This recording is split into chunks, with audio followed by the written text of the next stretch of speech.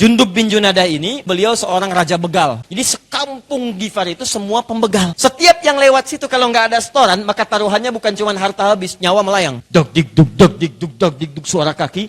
Ternyata setelah dilihat, Abu Dzar ini sedang memimpin masyarakat banyak datang ke Madinah. Mengabarkan pada Nabi, ini semua penduduk di Gifar yang kota begal tadi, semua sudah masuk Islam. Tidak ada ceritanya, kisahnya orang sholat tidak baik, itu nggak ada. Silakan Anda cek ya. Pertama kali yang diajarkan pada Nabi, saat Nabi berdakwah di lingkungan jahiliyah, itu syariat pertama yang diajarkan bukan zakat, bukan puasa, bukan haji, bukan umrah. Padahal Nabi diutus di area Mekah dekat Ka'bah. Tapi yang pertama diajarkan bukan haji, Pak, Bu. Tapi sholat. Yang paling dahsyat, begitu diajarkan sholat, usia Nabi 52 tahun, ya, setahun sebelum hijrah ke kota Nabi, ke Madinah. Begitu turun kemudian ajaran sholat, itu semua yang belajar dengan Nabi berubah semua perilaku jadi orang baik. Saya tanya begini, Bapak kenal Umar bin Khattab?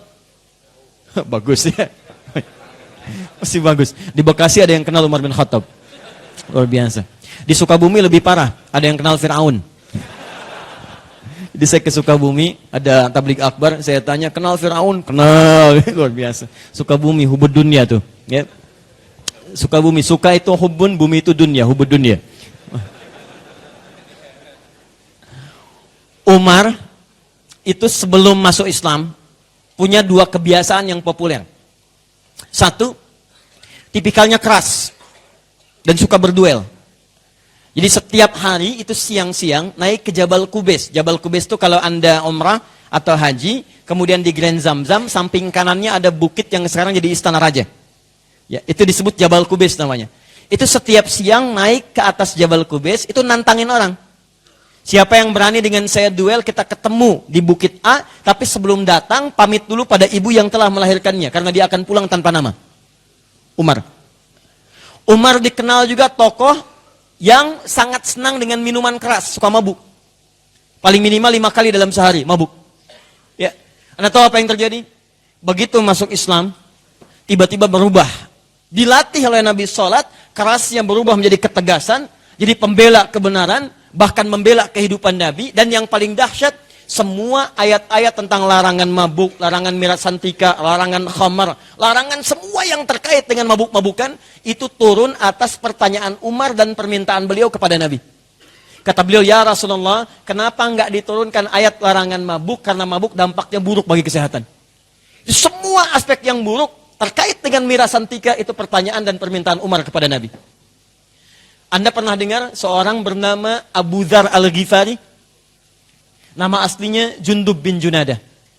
Jundub bin Junadah ini, Bapak Ibu sekalian, tidak banyak orang tahu, itu beliau seorang raja begal. Ya, jadi tinggal di kota begal pada saat itu dikenal dengan nama Gifar namanya. Gifar. Jadi sekampung Gifar itu semua pembegal. Jadi saya kasih tahu deh sama pembegal sekarang, mohon maaf, kalau mau temukan pembegal paling hebat, itu zaman jahiliyah paling banyak. Paling kreatif, sekampung semua pembegal.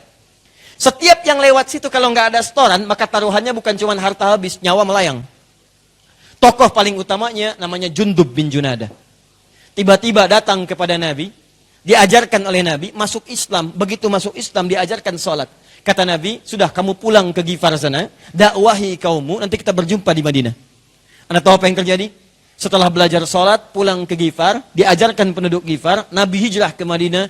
Satu masa, semua penduduk Madinah heboh. Terdengar suara yang dahsyat. Dog dik duk dog dik duk dog dik duk suara kaki. Ternyata setelah dilihat, Abu Dzar ini, Jundub bin Junadah, sedang memimpin masyarakat banyak datang ke Madinah. Mengabarkan pada Nabi, ini semua penduduk di Gifar yang kota begal tadi, semua sudah masuk Islam. Anda bayangkan? Semua masuk Islam. Maka untuk mengabadikan namanya, disebutkan daerahnya. Gifari. Dalam bahasa Arab, kalau Anda ingin memperkenalkan Anda dari daerah mana, tambahkan al di depannya, ujungnya tutup dengan i. Beliau dari Gifar, tambahkan al. Al-Gifar, ujungnya pakai i. Al-Gifari. Imam Al-Bukhari, nama aslinya Muhammad, punya bapak Ismail, punya kakek Ibrahim, kakek buyut Al-Mughirah, eyang buyut Al-Bardizbah. Tinggal di kecamatan Ju'fah, Kabupaten Bukhara, Provinsi Khorasan, negara Uzbekistan sekarang. Karena berasal dari Bukhara, diperkenalkan saya dari Bukhara, tambahkan al di depannya, ujungnya tutup dengan i. Al-Bukhari. Syekh Yasin dari Padang, Syekh Yasin Al-Padangi. Imam An-Nawawi dari Banten, An-Nawawi Al-Bantani. Syekh Abdul Somad dari Palembang, yang ulama dulu, Syekh Abdul Somad Al-Palembangi. Syekh Ahmad Khatib dari Minangkabau, Ahmad Khatib Al-Minangkabawi. Boleh. Tadi ada Pak Teguh dari Depok misalnya, ya. Mau umrah, haji, memperkenalkan diri, boleh. Anak Teguh Al-Depoki. Ya, Al-Jawa Barati misalnya kan, Al-Bea Cukai. Sah. Nah.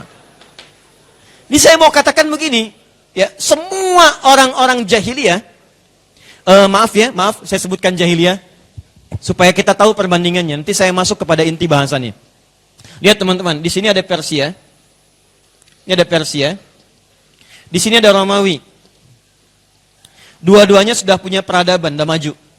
Ya, saya agak perlambat sedikit. Ini sudah maju, ini sudah berkembang, ini punya peradaban luar biasa. Di tengah-tengahnya ini, itu yang disebut jahiliyah. Yang diapit oleh dua kemajuan ini. Ini tidak punya peradaban, tindak kriminal tinggi, ya, pengetahuan tidak ada, minim sekali. Dan yang paling dahsyat, semua tindak kejahatan ini banyak di sini. Nabi diutus bukan di Persia, bukan di Romawi. Sehingga orang kemudian hari tidak bisa berkelit. Pantas umatnya maju, nabinya diutus di Persia. Pantas umatnya hebat, nabinya diutus di Romawi. Tapi Nabi diutus oleh Allah di tingkat manusia paling kelam untuk membuktikan kepada dunia. Ini manusia paling buruk saja, diajarkan nilai-nilai keislaman bisa berubah jadi baik. Apalagi yang tidak punya sifat ini. Maka Nabi diutus, pelajaran pertamanya tentang sholat.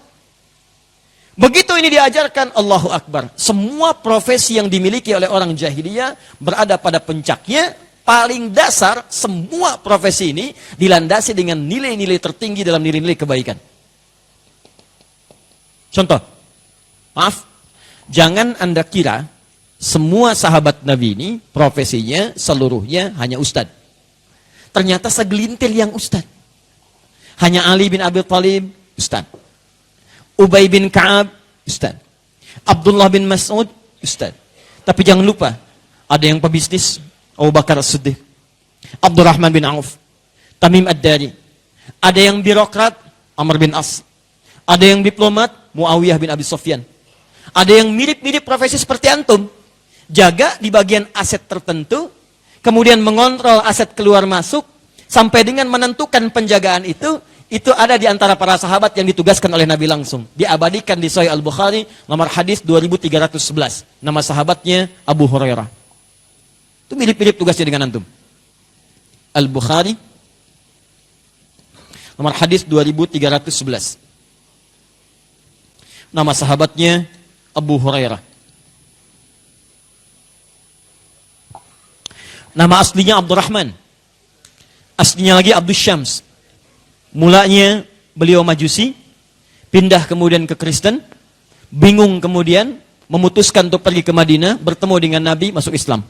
Begitu masuk Islam, ganti nama menjadi Abdurrahman, tiba-tiba senang dengan taklim Nabi, apa yang disampaikan Nabi langsung dipraktikkan. Satu kali kata Nabi, kamu orang Islam harus bersikap baik, lembut, jangankan pada manusia, pada hewan, sikap yang baik. Pada tumbuhan, jangan cabut sembarangan. Maaf, sepulang dari ta'lim Nabi menemukan anak kucing kecil. Kucing dalam bahasa Arab dibagi dua. Kalau dia kucing rumahan disebut dengan kittun namanya. Kittun, diserap ke dalam bahasa Inggris jadi kitty. Ya, Hello Kitty kucing rumahan kan? Bisa jadi spray, jadi bantal, di macam-macam dia. Wah. Kalau dia kucing liar, maka ganti, berubah dari kata kittun menjadi hurratun. Ha, ra dengan ta, hurrah, kucing liar. Anaknya disebut dengan Hurairah. Satu kali pulang dari taklim Nabi di jalan menemukan seekor anak kucing kecil kehilangan induk. Dia mengeong-ngeong, dibawa oleh beliau. Dirawat di rumahnya. Ya, lapar disuapi, dingin diselimuti, kemanapun pergi dibawa ke jubahnya dimasukkan.